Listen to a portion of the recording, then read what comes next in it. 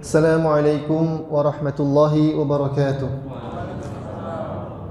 Alhamdulillah wassalatu wassalamu ala Rasulillah wa ala alihi wa sahbihi wa wala amma ba'd. Alhamdulillah Bapak Ibu yang hadir dan hadirat yang dirahmati Allah Taala. Kembali kita memuji syukur kepada Allah Taala atas limpahan nikmat yang begitu banyak yang Allah berikan kepada kita. Di antara nikmatnya Allah Taala ringankan langkah kaki kita untuk menuju masjid yang mulia ini dalam melaksanakan ketaatan-ketaatan kepadanya. Semoga Allah Ta'ala mencatat semua ketaatan yang kita kerjakan hari ini, hari-hari kemarin dan hari esok ini diterima Allah Ta'ala dan menjadikannya sebagai salah satu pemberat amal kita di hari kiamat nanti. Salawat serta salam tercurahkan kepada junjungan kita Nabi Muhammad SAW, kepada beliau, sahabat-sahabat beliau serta orang-orang yang betul-betul sampai hari kiamat. Baik Bapak Ibu yang terhormati, sebelum kita mulai kajian mungkin bertanya-tanya ya, ini ustadznya kok keren banget pakai kacamata hitam. Ini sebelumnya saya minta maaf terlebih dahulu ya, karena qadarullah saya sedang sakit mata gitu ya. Jadi kalau ngelihat cahaya matanya lumayan sakit. Jadi untuk meringankan rasa sakit ini, ana pakai kacamata hitam dan di sini masya Allah ini di sini semuanya bersinar semua ini. Jadi saya perlu menutup mata saya dengan kacamata hitam.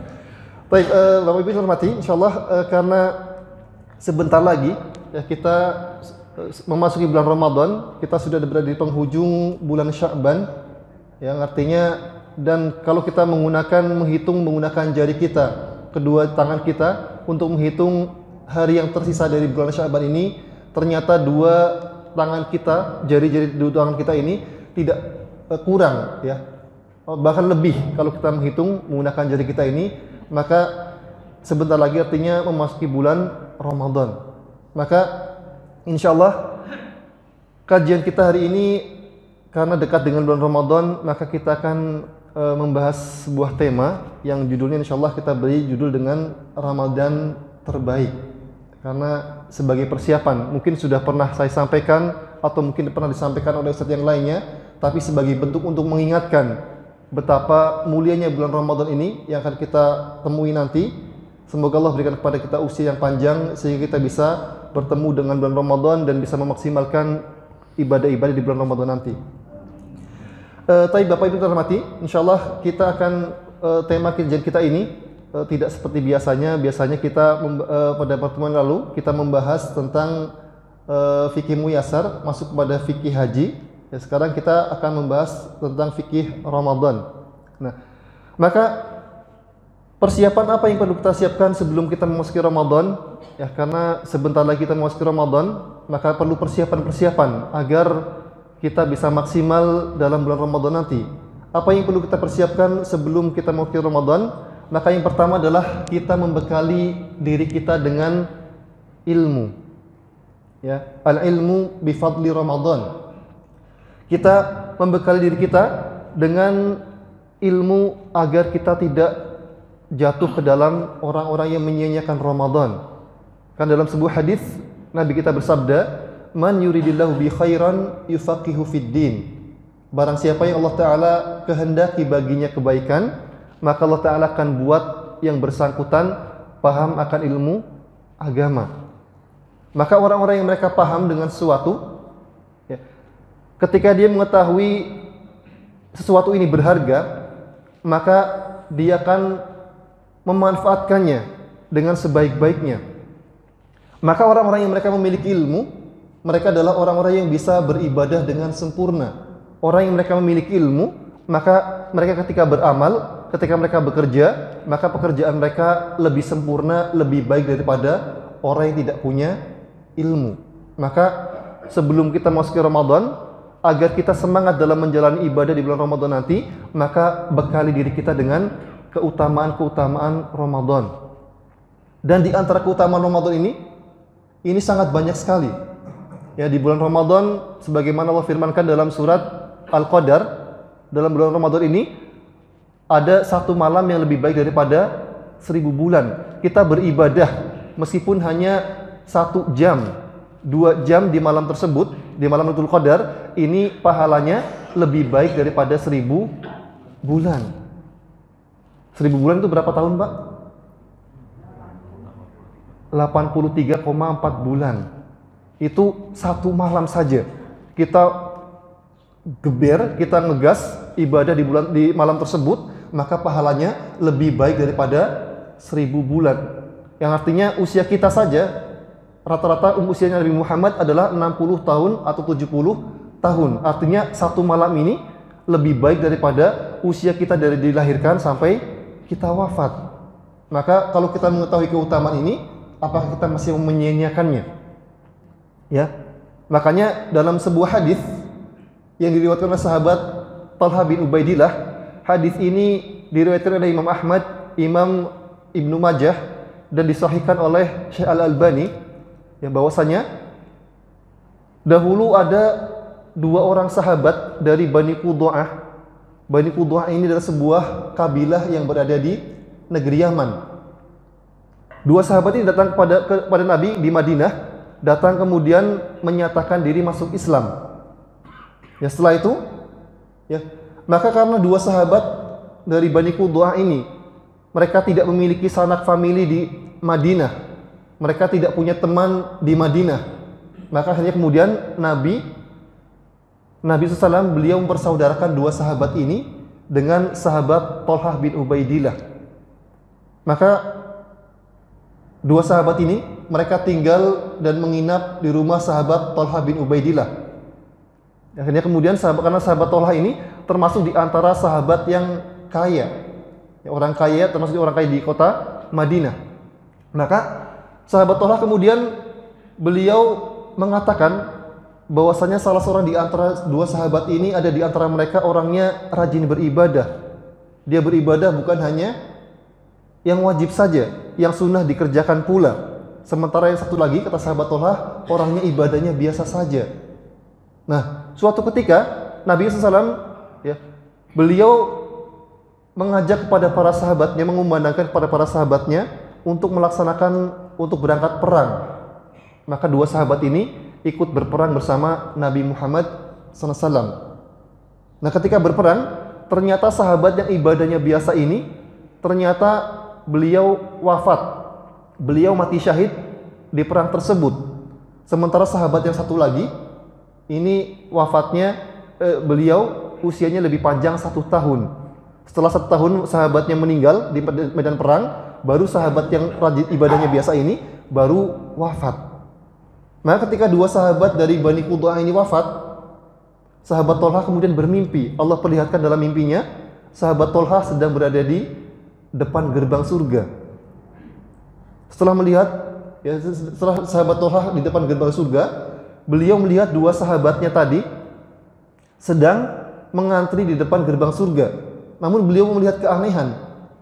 Ketika beliau sedang melihat dua saudaranya tadi, maka kemudian Allah perintahkan kepada malaikat penjaga surga untuk mempersilahkan sahabat yang ibadahnya biasa dan matinya mati biasa, bukan di medan perang, ini masuk surga terlebih dahulu. Sementara sahabat yang ibadahnya rajin, kemudian mati syahid, ini masuk surganya setelah sahabat yang ibadahnya biasa dan mati biasa. Nah kemudian, ya, setelah itu sahabat Talha ketika terbangun, beliau menceritakan kejadian ini kepada para sahabat, sehingga kemudian para sahabat gempar. Oh iya, kok kenapa bisa ya? Ada orang ibadahnya biasa, matinya mati biasa, mendahului orang yang rajin ibadah dan mati syahid. Kita selama ini melihat orang ini hidupnya ibadahnya biasa saja, nggak seperti yang satunya lagi, dia orangnya rajin, ya. Atau biasanya kita di kelas ini ada orang, kita biasanya merasa heran ya ketika punya teman, ada teman kita yang dulu di kelas kayaknya orangnya biasa-biasa saja, nilainya biasa-biasa saja, nilainya standar. Ini ketika sudah beberapa tahun gak ketemu, ternyata dia bisa mengalahkan juara 1 di kelasnya, lebih sukses daripada teman yang pintar dan rajin belajar. Nah ini kemudian kita akan merasa heran. Maka begitu juga dengan sahabat Talha. Sahabat Talha dan para sahabat yang lainnya merasa heran bagaimana ada orang yang ibadahnya biasa, wafat dalam kondisi biasa, tidak mati syahid, bisa mengalahkan orang yang mati syahid dalam memasuki surga. Maka kemudian Nabi SAW setelah selesai sholat zuhur, Nabi menghadap para sahabat. Nabi bertanya, saya mendengar kalian mendengar ceritanya sahabat Tolhah dalam mimpinya. Maka kemudian para sahabat mengatakan, benar ya Rasulullah, kami mendengar bahwa sahabat Tolhah melihat dua sahabatnya yang dari negeri Yaman, ya, ini yang ibadahnya biasa dan mati biasa lebih dahulu masuk surga, sementara yang rajin ibadah malah masuk surganya belakangan. Akhirnya kemudian Nabi bertanya, "Ata'jabuna min hadza?" Apakah kalian merasa heran dengan kejadian ini? Alaysa qad makatha ba'da sanah? Bukankah sahabat yang ibadahnya biasa ini dia usianya lebih panjang 1 tahun? Wa shalla kadza wa kadza minas shalah, kemudian dia salat sebanyak sekian rakaat. Wa adraka Ramadan wa shama fi, kemudian dia bertemu dengan bulan Ramadan wa shama fi, dan dia berpuasa di dalamnya. Maka para sahabat mengatakan, "Bala ya Rasulullah, tentu saja wahai Rasulullah." Maka Rasul mengatakan, "Fama bainahuma abadun bainas samai wal ardi." Ketahuilah, derajat mereka di surga ini adalah sejauh bumi dengan langit. Artinya orang yang masuk surga terlebih dahulu ini derajatnya lebih tinggi daripada orang yang masuk surga belakangan tadi. Yang artinya dengan 1 kali Ramadan, sahabat ini bisa mengungguli sahabatnya yang meninggal terlebih dahulu. Maka ini Ramadan ini sesuatu yang sangat luar biasa sekali. Bulan yang sangat luar biasa sekali. Maka jangan sampai kemudian nanti ketika masuk Ramadan kita menyia-nyiakan begitu saja. Kita anggap Ramadan seperti bulan-bulan yang lainnya. Maka setelah kita mengetahui keutamaan-keutamaan ini, tentu masih banyak keutamaan-keutamaan yang lainnya. Kalau kita sebutkan di sini semuanya, kayaknya sampai sore baru selesai, ya. Maka ya, jadi yang pertama adalah kita membaca, kita membekali diri kita dengan keutamaan-keutamaan Ramadan. Apa yang perlu kita lakukan di bulan Ramadan, apa yang perlu kita tinggalkan, apa yang perlu diperbanyak, ini perlu kita bekali diri kita dengan hal tersebut. Kemudian yang kedua adalah dengan kita sebelum memasuki Ramadan adalah dengan kita bertaubat dan beristighfar dari dosa-dosa kita. Maka orang-orang yang mereka membawa dosa-dosa mereka memasuki Ramadan, dosa-dosa ini akan menghalangi orang tersebut untuk menikmati indahnya Ramadan, untuk menikmati manisnya bulan Ramadan. Ya, kenapa? Karena dosa-dosa ini akan melumpuhkan, dosa-dosa ini akan memberatkan diri kita untuk melaksanakan ibadah-ibadah yang Allah perintahkan dalam bulan Ramadan. Makanya dahulu sahabat Ibnu Mas'ud sampai mengatakan, ya, dahulu kami tidak berani memasuki Ramadan dan dalam hati kami ada kedengkian.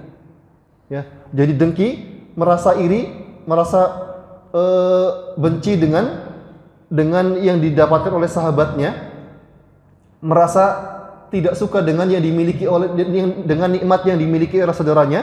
Maka Ibnu Mas'ud mengatakan bahwasanya kami dahulu tidak berani membawa diri kami memasuki Ramadan sementara dalam hati kami ada dosa-dosa. Maka kenapa? Karena dosa ini akan menghalangi diri kita dalam beribadah kepada Allah Ta'ala. Ya, makanya suatu ketika Imam Hasan Al-Basri pernah ditanya, seorang laki-laki mendatangi Imam Hasan Al-Basri, beliau bertanya, "Wahai Imam, ya, saya ini sudah berkali-kali berusaha bangun malam untuk sholat tahajud, tapi kenapa kok saya rasanya berat? Kok saya selalu kalah terus dengan tidur saya? Apakah ada apa dengan diriku ini, wahai Imam?" Maka kemudian Imam Hasan Al-Basri mengatakan, "Qayyadatka dhunubuk." Engkau tidak bisa bangun malam, engkau tidak bisa bangun tahajud, ini karena engkau diikat oleh dosa-dosamu. Jadi kalau kita sudah niat melakukan kebaikan, kemudian kita tidak bisa melaksanakannya, maka artinya ini ada dosa yang kita kerjakan yang menjadikan kita, dosa yang menghalangi kita dari ketaatan tersebut. Jadi kalau kita sudah merencanakan nanti Ramadan ini saya pingin pingin baca Al-Quran 10 kali khatam, saya ingin sedekah sekian M, ya, saya ingin bla bla bla bla, tapi tidak terlaksana, maka kemungkinan besar ini disebabkan karena adanya dosa yang belum kita taubati. Jadi sebelum kita masuk ke Ramadan, agar kita bisa nikmat dalam melaksanakan ketaatan di bulan Ramadan nanti, maka taubati dosa-dosa yang sudah kita kerjakan. Istri, suami, meminta maaf dan bertaubat dari dosa-dosa terhadap pasangannya. Orang tua meminta maaf atas dosa-dosa kepada anaknya. Anak meminta maaf atas dosa-dosa yang dilakukan kepada orang tuanya. Maka sebelum masuk ke Ramadan, jangan sampai kita membawa dosa-dosa kita pada bulan-bulan yang lalu. Yang ini persiapan kita yang kedua. Kemudian yang ketiga adalah dengan memperbanyak ibadah yang dianjurkan pada bulan Ramadan. Ya, jadi ya kata Imam Ibnu Rajab Al-Hanbali dalam kitab Lataiful Ma'arif, beliau mengatakan bahwasanya bulan Sya'ban ini ya adalah bulan pemanasan kita untuk sebelum bulan Ramadan. Maka hendaknya memperbanyak ibadah yang dianjurkan dalam bulan Ramadan seperti puasa, tilawah, sedekah dan yang lainnya. Maka diriwayatkan bahwasanya Nabi SAW ketika di bulan Sya'ban ini, Nabi SAW beliau memperbanyak puasa. Bahkan sahabat Usamah bin Zaid. Usamah bin Zaid ini adalah anak dari anak angkat Nabi. Jadi Nabi punya anak angkat namanya Zaid bin Harithah. Kemudian Zaid bin Harithah ini ya punya anak, menikah punya anak namanya Usamah bin Zaid. Maka kemudian Usamah bin Zaid menceritakan bahwasanya ketika bulan Sya'ban, Nabi SAW beliau paling banyak berpuasa dibanding bulan-bulan yang lainnya.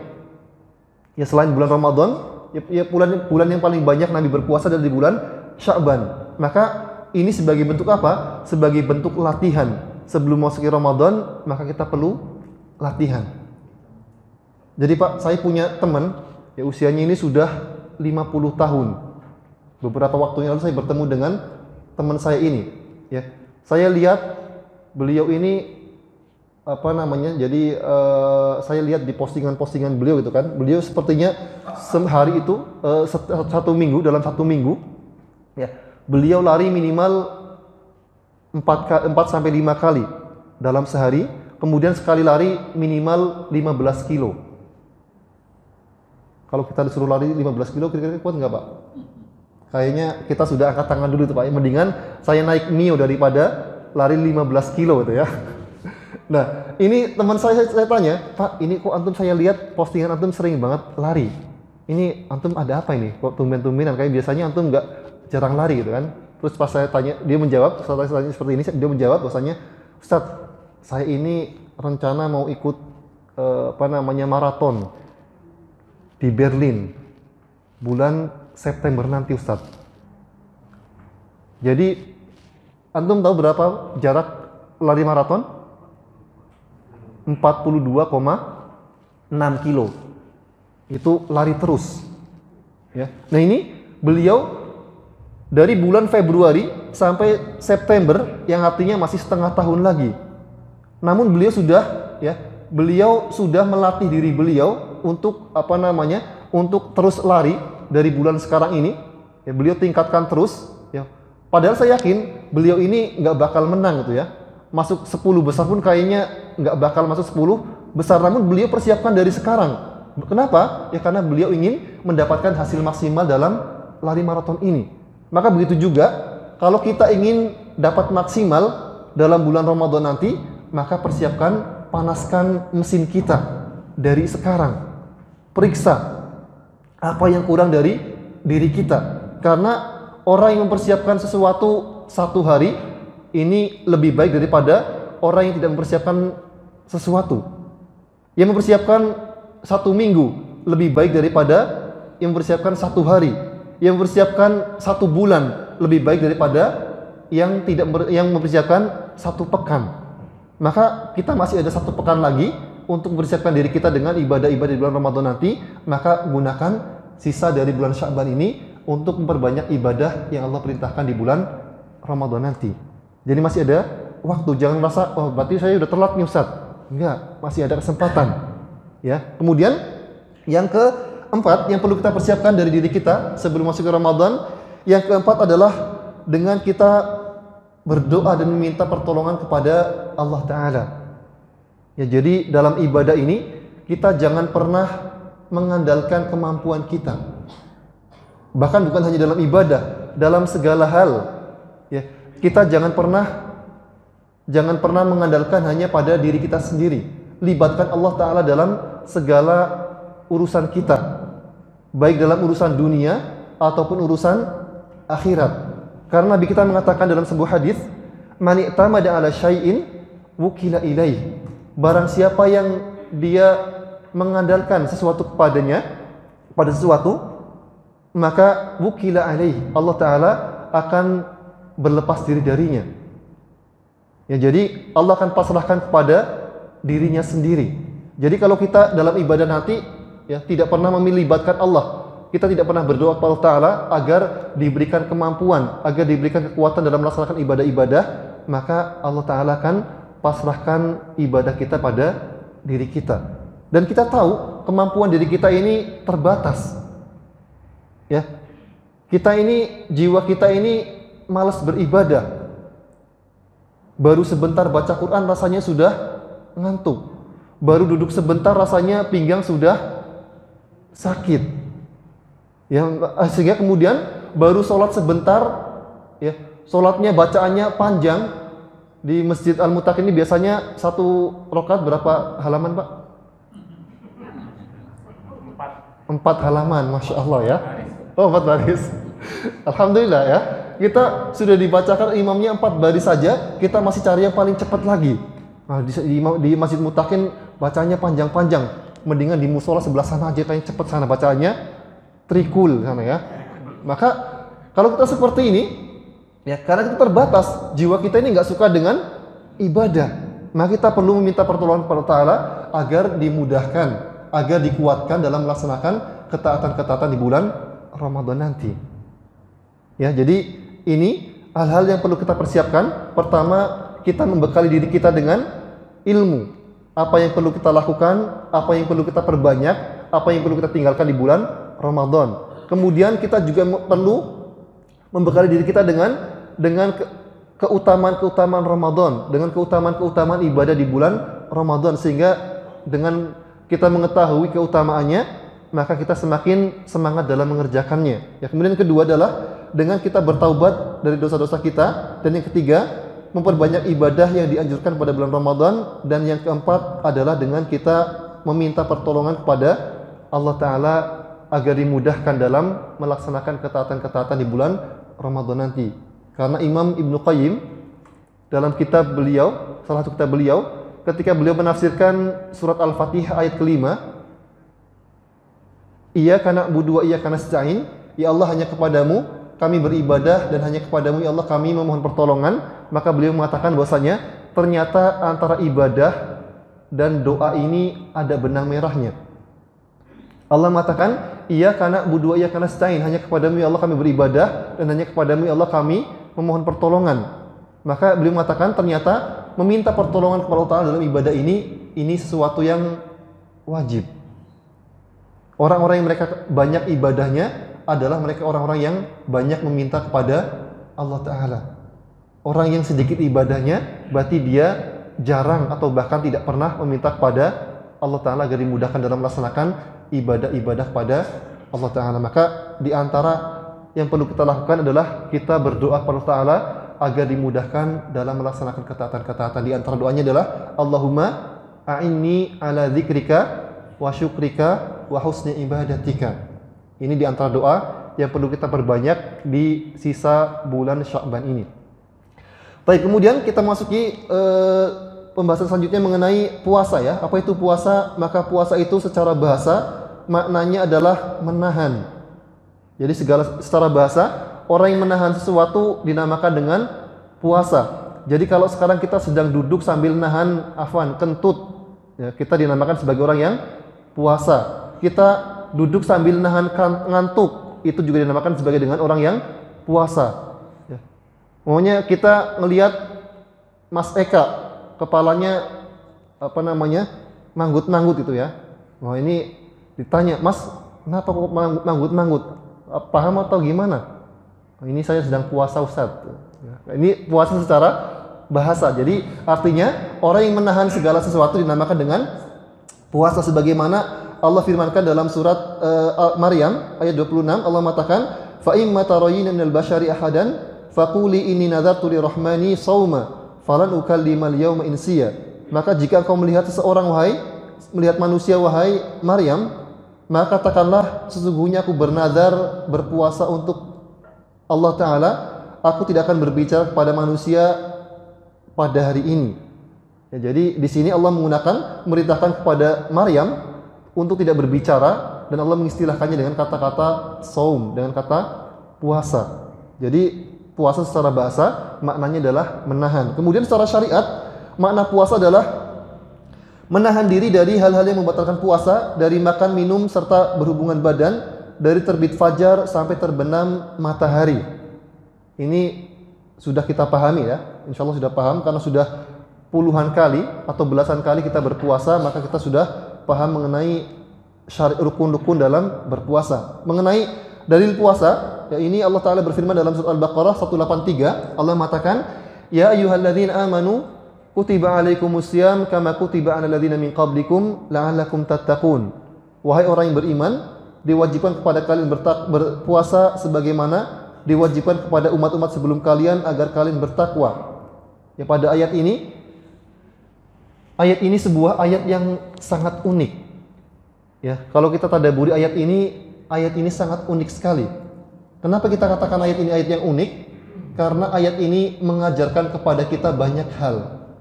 Yang pertama, Allah mengajarkan kepada kita sebelum kita meminta sesuatu, sebelum kita memerintahkan sesuatu kepada anak kita, kepada anak buah kita, kepada orang lain, maka Allah ajarkan kepada kita agar kita memuji terlebih dahulu. Karena ayat ini dimulai dengan pujian. Pujiannya mana? Ucapan atau firman Allah Ta'ala, Ya ayyuhalladzina amanu, wahai orang-orang yang beriman. Ustadz, saya masih bingung. Ini pujiannya di mana?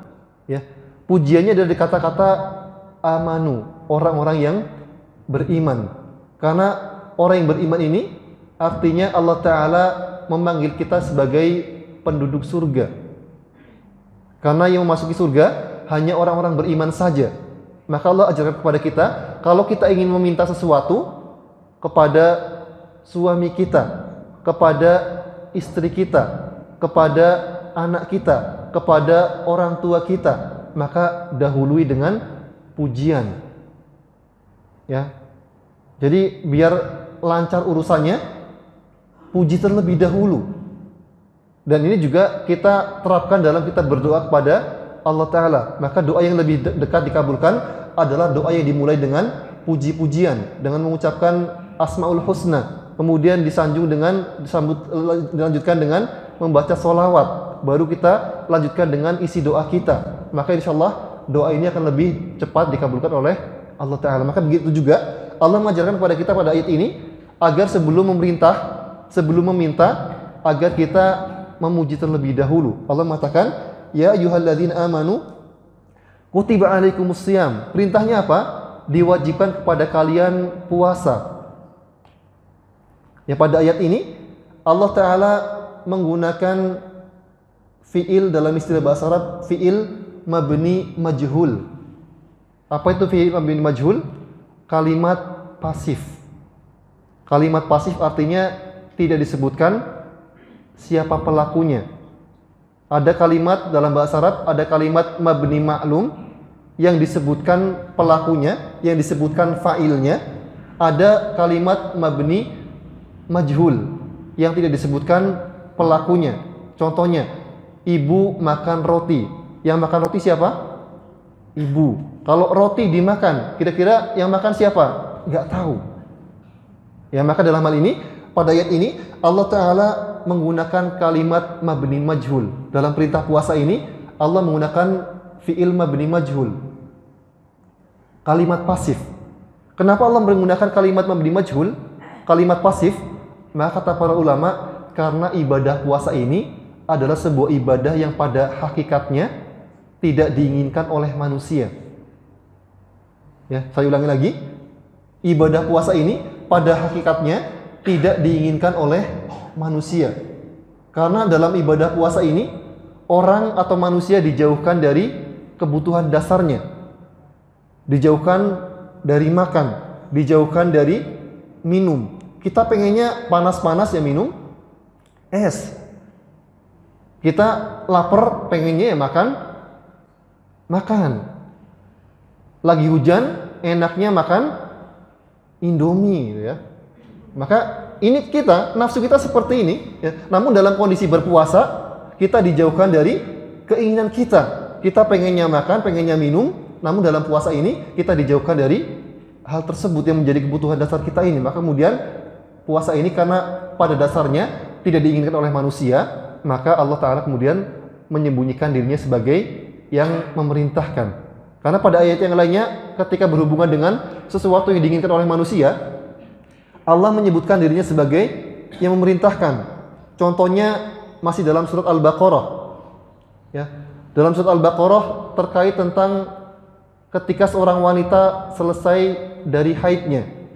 Allah mengatakan, "Fal'ana bashiruhunna wabtaghu ma kataballahu lakum."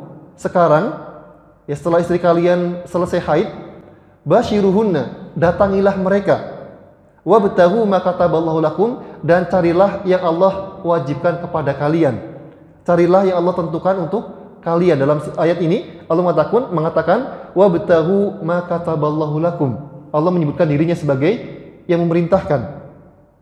Ketika Allah perintahkan kepada Bani Israel untuk memasuki negeri Syam, Allah mengatakan melalui lisan Nabi Musa, Allah mengatakan, "Wa ya qaumi dukhulul ardhal muqaddasata allati kataballahu lakum." Wahai kaumku, masuklah kalian ke dalam negeri yang Allah janjikan untuk kalian, yang Allah tetapkan untuk kalian, yang Allah tentukan untuk kalian. Di sini, ya, ketika Bani Israel terombang-ambing, ya, mereka tersesat selama 40 tahun di padang pasir, kemudian Allah perintahkan kepada Nabi Musa untuk mengatakan kepada kaumnya, masuklah kalian ke dalam negeri yang Allah janjikan.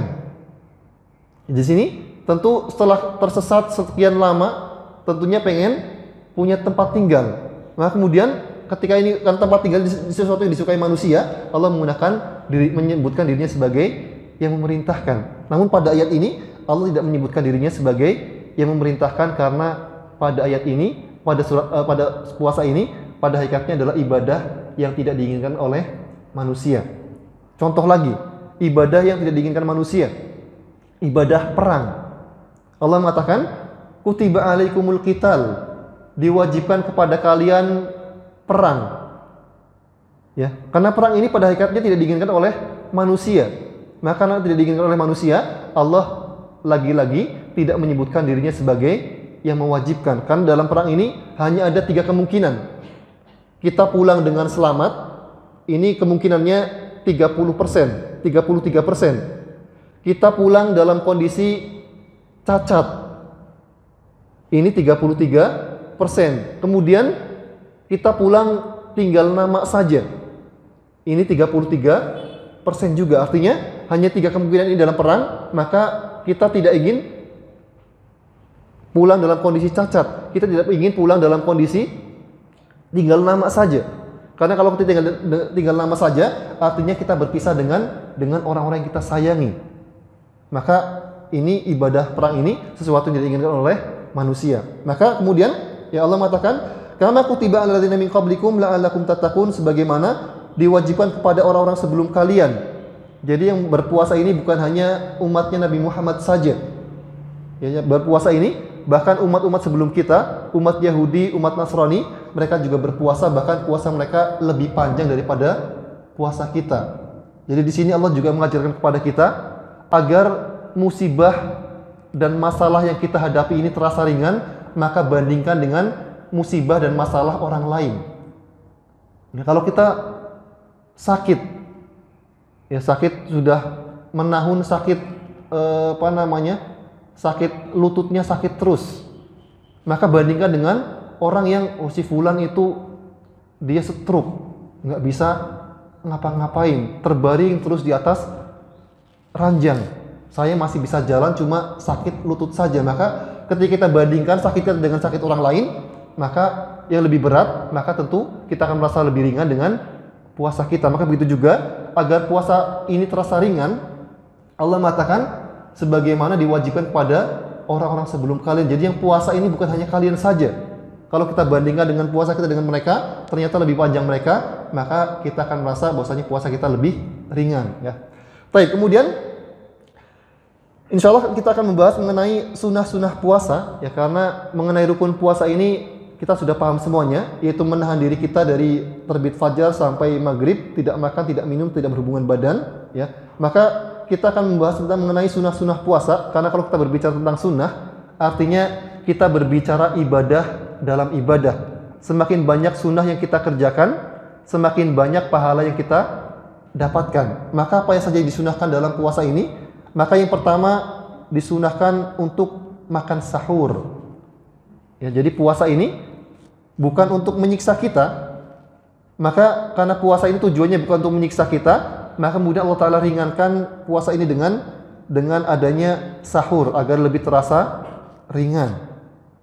Ya, maka yang pertama ini, di antara keutamaan sahur bahwasanya dalam sahur ini ada keberkahan. Jadi Nabi kita mengatakan, tasaharu fa inna fis sahuri barakah. Sahurlah kalian karena dalam sahur ini ada keberkahan.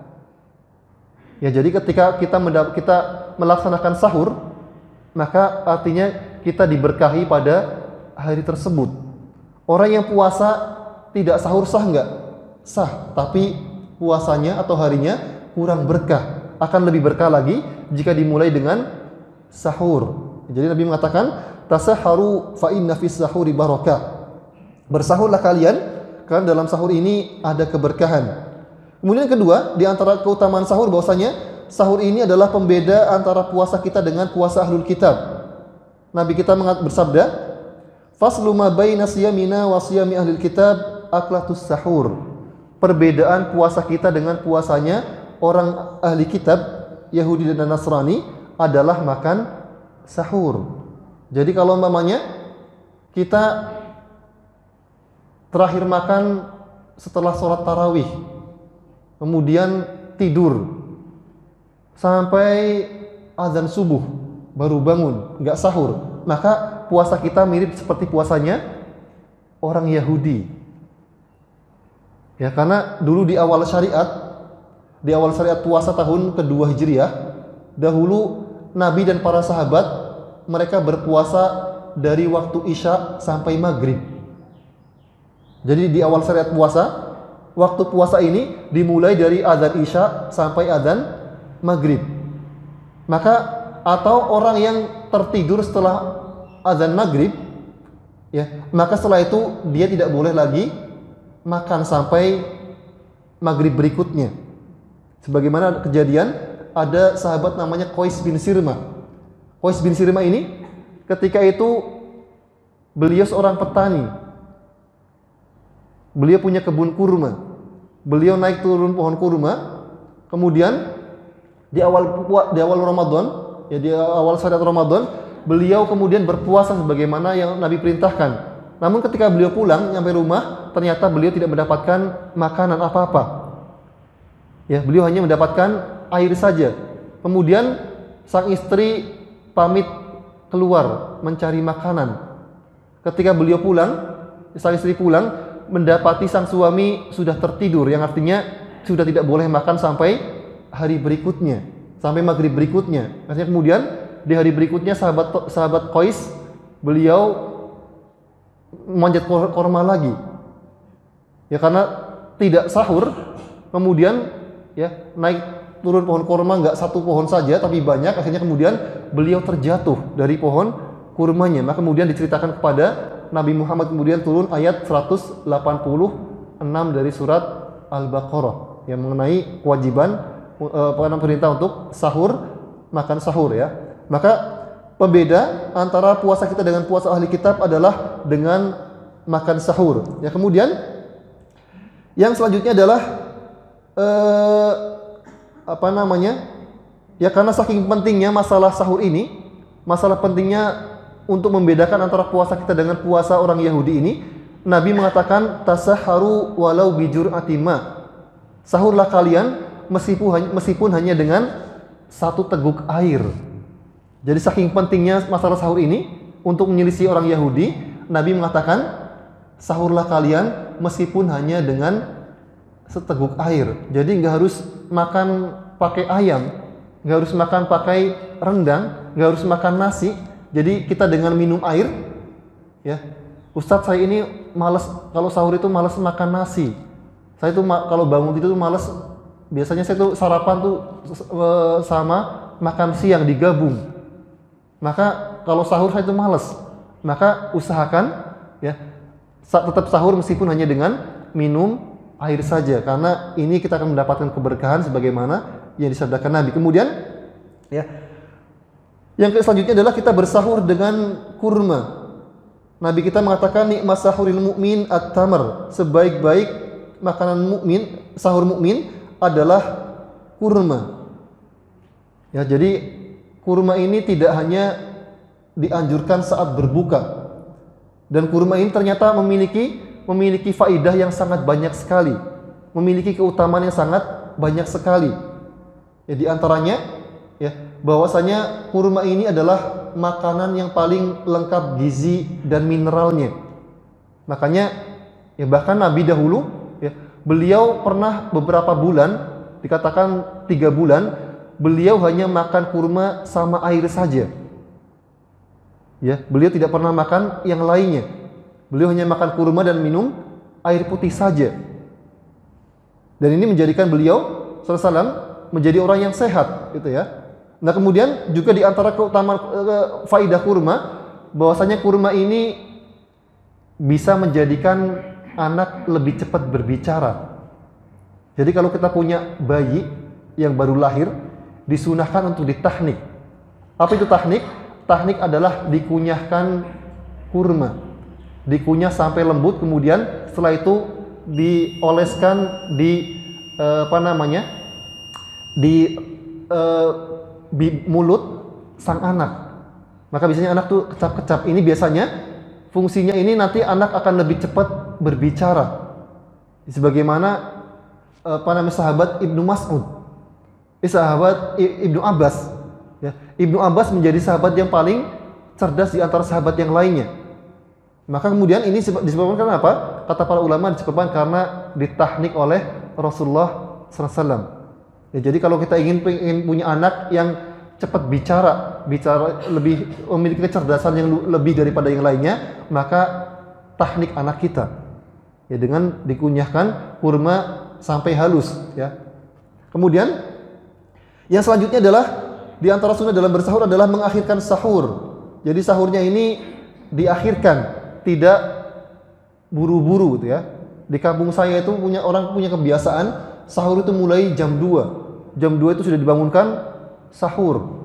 Jadi dengan cara mukul kentongan atau dengan pakai toa masjid gitu ya. Sahur tuh jam 2 malam. Nah, ini boleh nggak kita sahur jam segitu? Boleh. Tapi yang paling utama sahur ini dikerjakan di akhir sahur, sebagaimana Nabi ya diriwayatkan oleh sahabat Anas bin Malik, beliau pernah bertanya kepada sahabat Zaid bin Thabit, ya, maka sahabat mengenai sahurnya Nabi, maka Zaid bin Thabit mengatakan, tasaharna ma Rasulullah SAW, fa kharajna ilal masjid fa uqimatis shalah, qultu kam kana bainahuma, qala qadra ma yaqra'ur rajul 50 ayatan. Jadi sahurnya Nabi dengan azan subuh ini adalah sekitar 50 ayat. Jadi sahabat dahulu orangnya dekat dengan Al-Quran, maka segala sesuatu diukur pakai Al-Quran. Sahurnya Nabi berapa lama?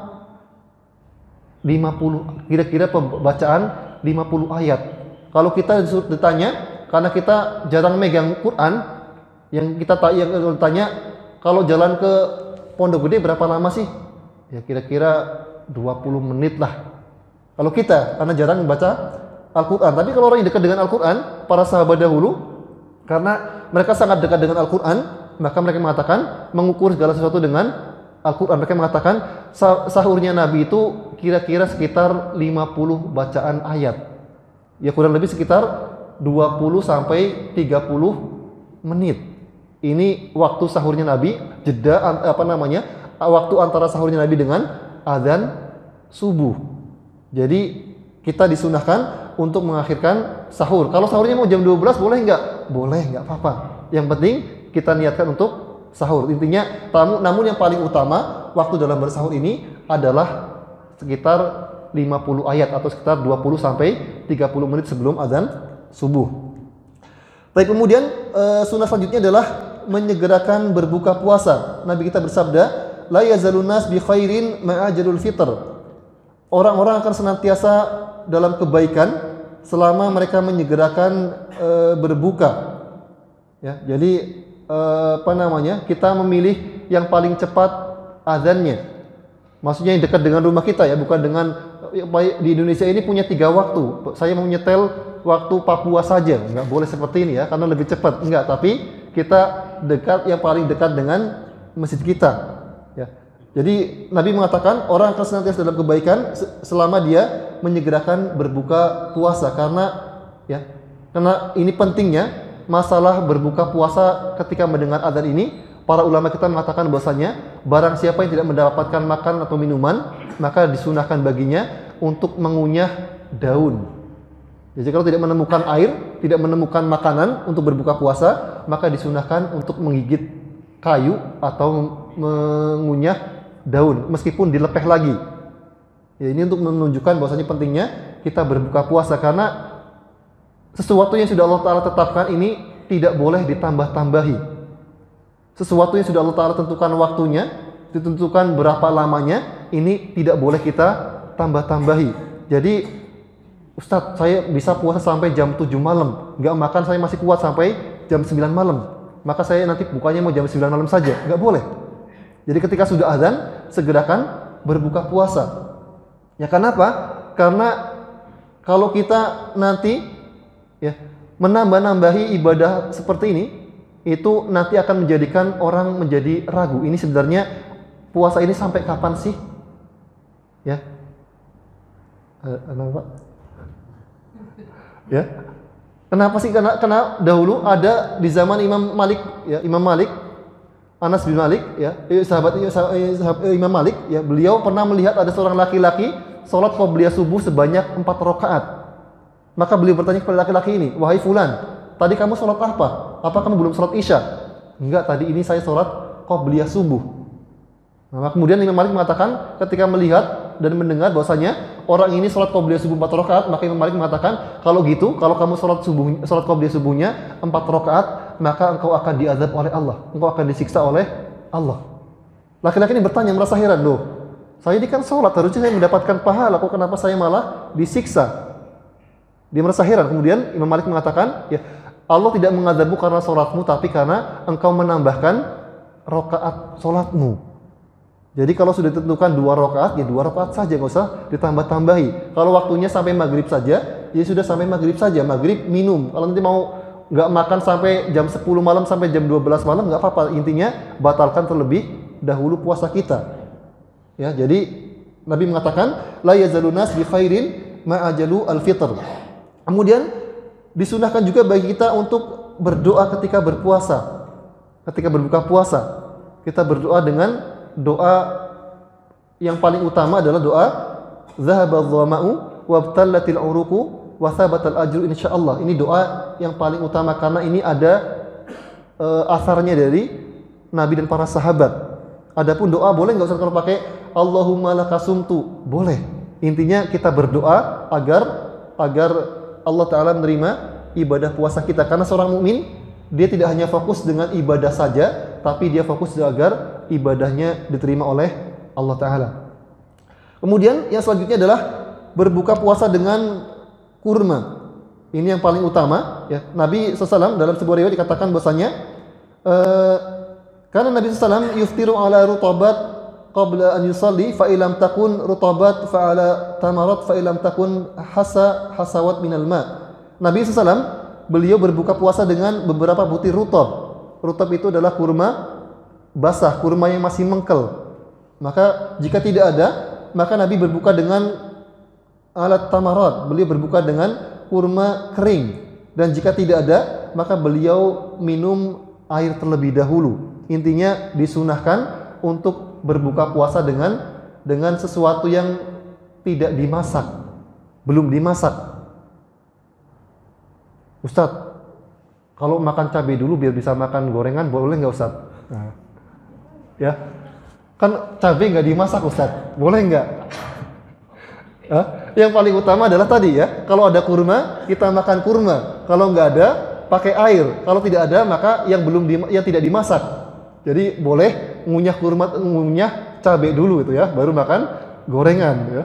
Nah, ini intinya bahwasanya yang paling afdal kata para ulama adalah berbuka puasa bukan dengan gorengan terlebih dahulu, bukan dengan kolak, bukan dengan es buah, tapi dengan sesuatu yang tidak dimasak, tidak terkena api. Ya, jadi yang paling utama adalah dengan kurma.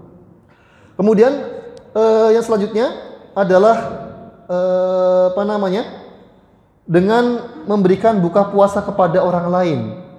Jadi kita disunahkan ya juga untuk ketika berpuasa ini di bulan Ramadan ini kita usahakan agar kalau bisa usahakan kita tiap hari memberikan buka kepada orang lain.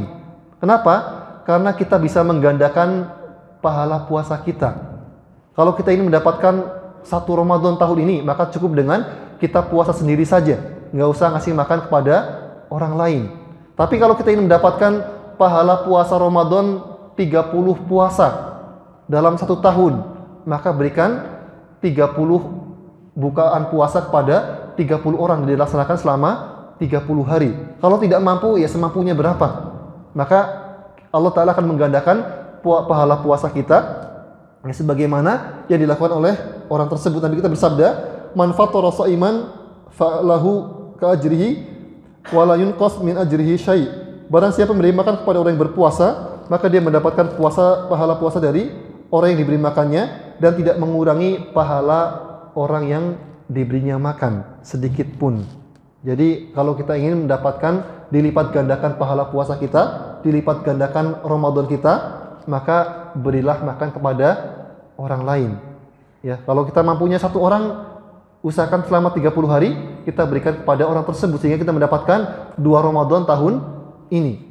Kalau kita mendapatkan 5 Ramadan, berarti minimal 5 orang dan seterusnya. Maka dilipatkan sebanyak-banyaknya, usahakan setiap hari. Ya. Kalau setiap hari kita ngasih 10.000 atau 100.000 selama 30 hari, maka insya Allah kita mendapatkan pahala Ramadan berlipat-lipat. Ya. Baik, mungkin ini yang dapat saya sampaikan pada kesempatan kali ini. Insya Allah kita cukupkan sekian. Sebelum saya akhiri, mungkin ada pertanyaan dari bapak-bapak, ibu-ibu terkait dengan puasa Ramadan atau yang lainnya. Tafadhol.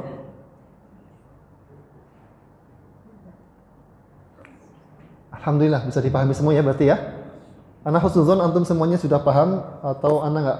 Ana tidak suudzon. Kalau suudzon nanti ana khawatir antum ngantuk gitu ya. Baik, saya cukupkan sekian. Kalau tidak ada pertanyaan, kita semoga bermanfaat. Semoga Allah mudahkan kepada kita untuk melaksanakan ibadah-ibadah di bulan Ramadan nanti dengan ibadah yang maksimal. Saya tutup dengan doa kafaratul majlis. Subhanakallahumma bihamdika asyhadu an la ilaha illa anta astaghfiruka wa atubu ilaik. Assalamualaikum warahmatullahi wabarakatuh.